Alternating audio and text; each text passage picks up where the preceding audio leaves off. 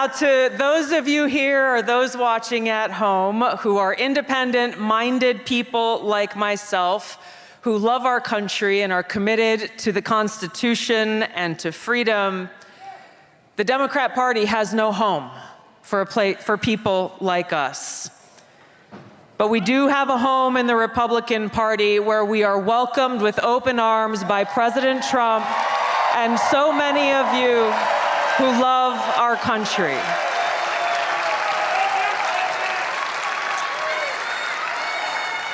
And it is because of my love for our country, and specifically because of the leadership that President Trump has brought to transform the Republican Party and bring it back to the party of the people and the party of peace, that I'm proud to stand here with you today, President Trump, and announce that I'm joining the Republican Party.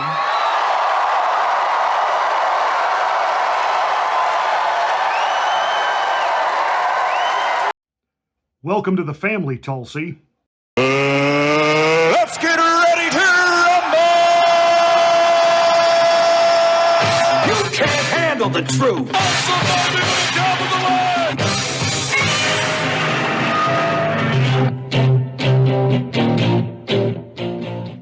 Hi, I'm Pastor Marty, and this is the Afternoon Drive.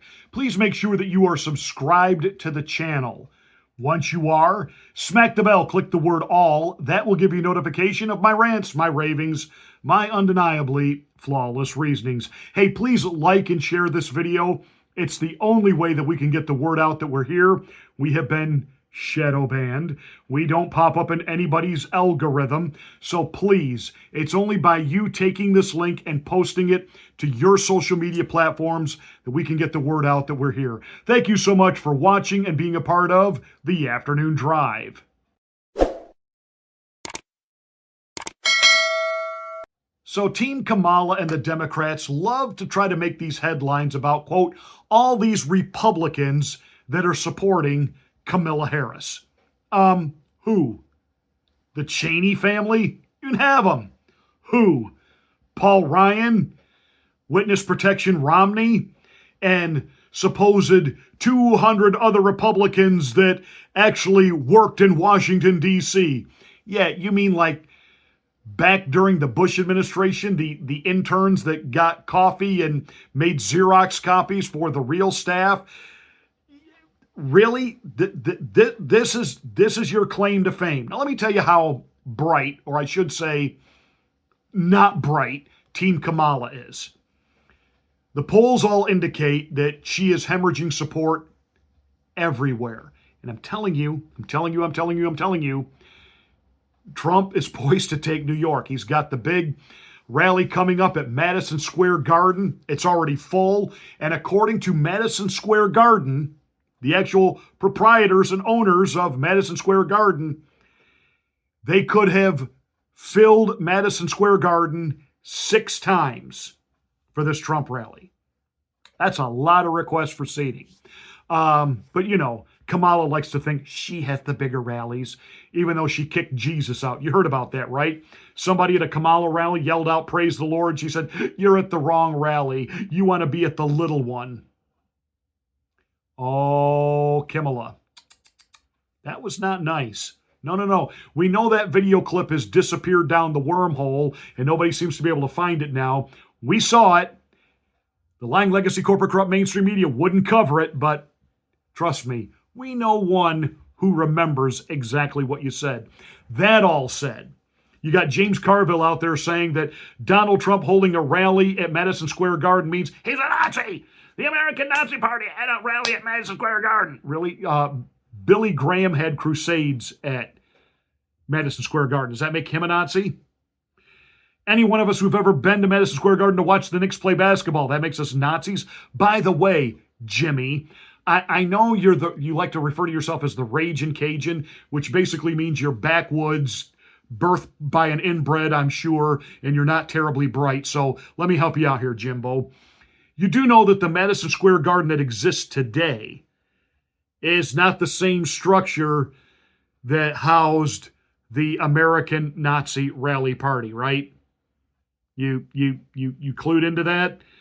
You do know that Madison Square Garden was like completely rebuilt.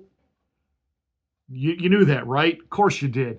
Why would I think that an ignorant backwoods buffoon like you from the swamps of Louisiana wouldn't quite comprehend that?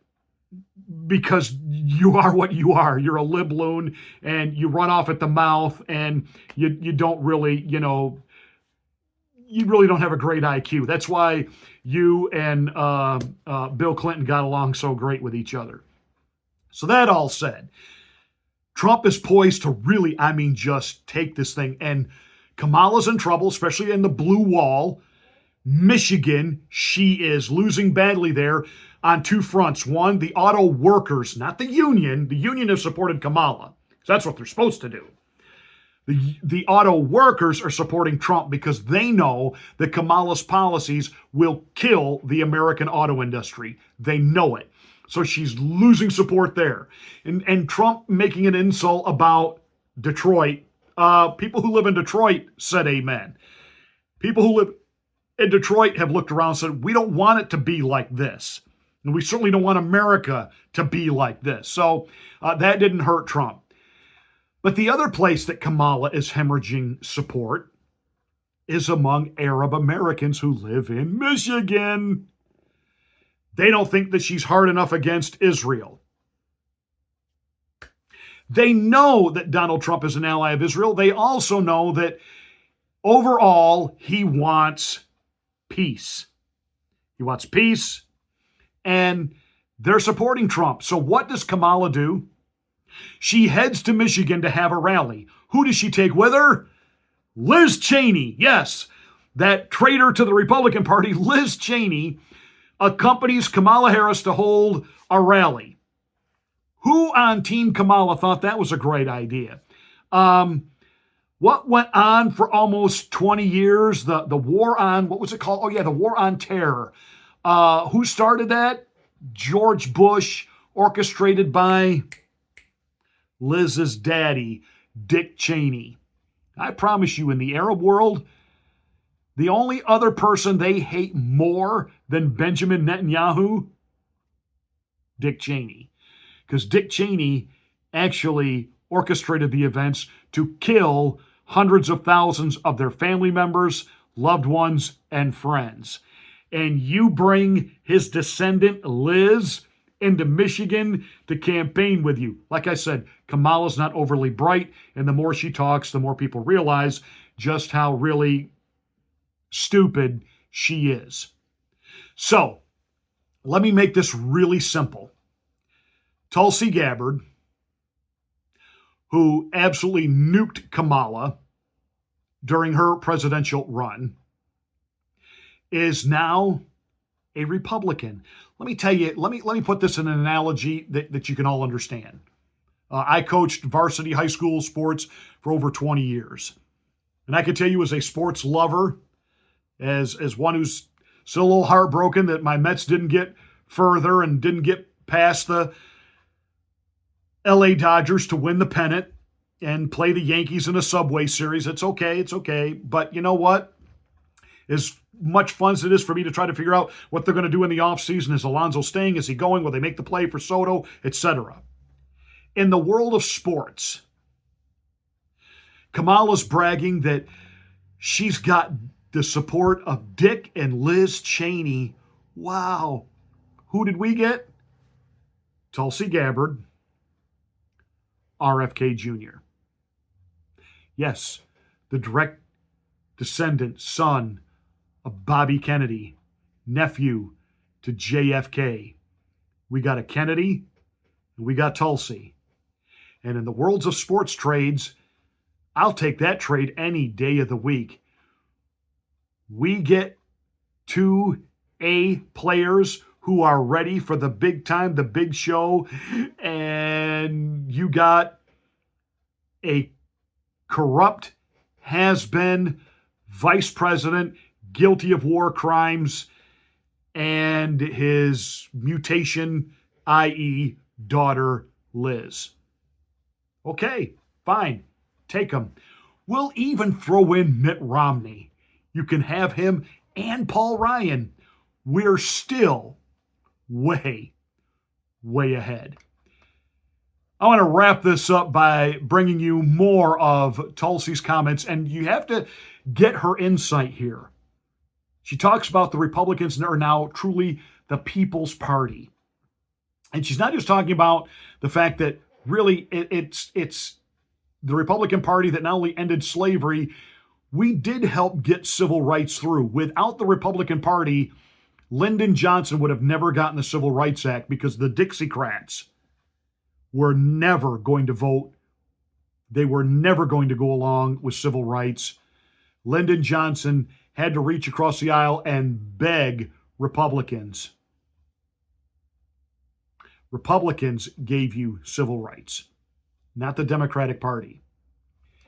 Not to mention, the Republicans are the party fighting for your freedom of speech, anti-censorship, keeping the Constitution intact, which means the freedom to assemble, the freedom to disagree, the right to keep and bear arms, etc., etc., etc. And Tulsi makes the case that if that's near and dear to you, then there's only one place you're going to get that: the Republican Party. Now, to those of you here or those watching at home who are independent-minded people like myself, who love our country and are committed to the Constitution and to freedom, the Democrat Party has no home for people like us. But we do have a home in the Republican Party where we are welcomed with open arms by President Trump and so many of you who love our country.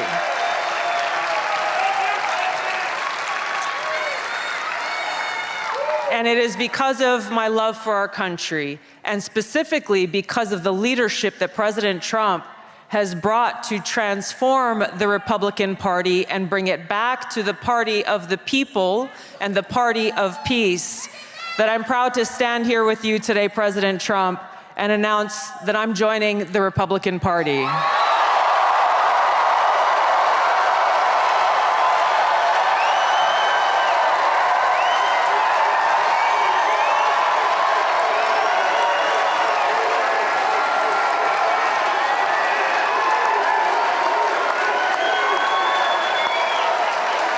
I'm joining the party of the people, the party of equality, the party that was founded to fight against and end slavery in this country. It is the party of common sense and the party that is led by a president who has the courage and strength to fight for peace.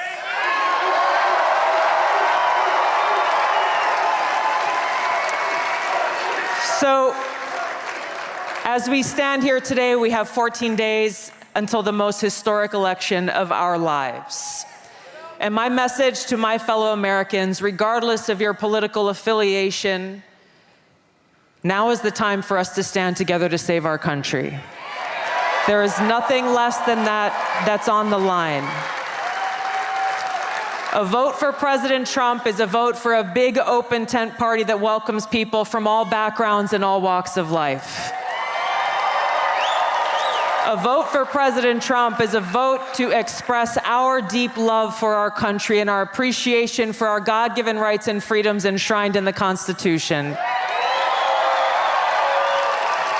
A vote for President Trump is a vote for secure borders and safe communities, and a vote for President Trump is a vote for peace here in America and around the world.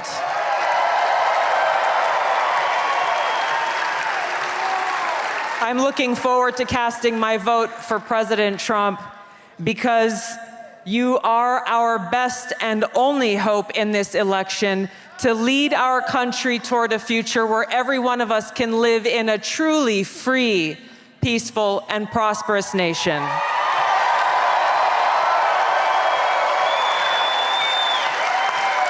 Every single vote will count.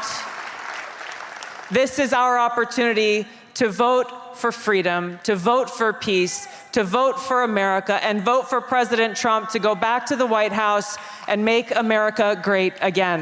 Thank you so much.